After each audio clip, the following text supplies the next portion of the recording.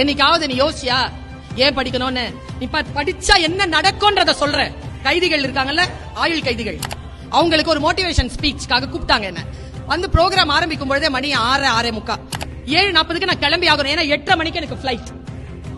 சிறையில இருந்து ஏர்போர்ட்டுக்கு போறதுக்கு 40 மினிட்ஸ் ஆகும். உடனே என்ன தெரியும் பண்ணாரு அந்த எஸ்பி, அங்க இருந்த எஸ்பி, ஜீப் எடுப்பா அப்படின்னாரு. மேக்ஸிமம் 25 மினிட்ஸ் இருக்கு. டிரைவர் உட்கார்றாருங்க டிரைவர் சீட்ல. எஸ்பி சார் போய் முன்னால உட்கார்றாரு. எஸ்பி சார் முன்னால உட்கார்ந்து பின்னால யாரும் உட்கார முடியாதுங்க.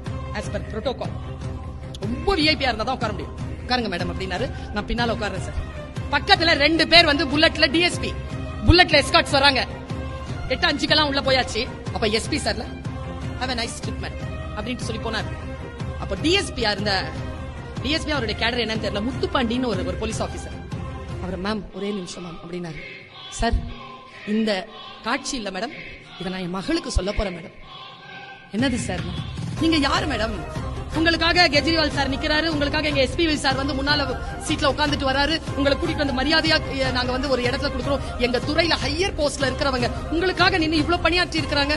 நீங்க யாருன்னு யோசிச்சு பார்த்த மேடம்? நீங்க யாருமே இல்ல மேடம், உங்களுக்காக இல்ல மேடம் இந்த மரியாதை, நீங்க படிச்ச படிப்புக்கு தான் மேடம் இந்த மரியாதை.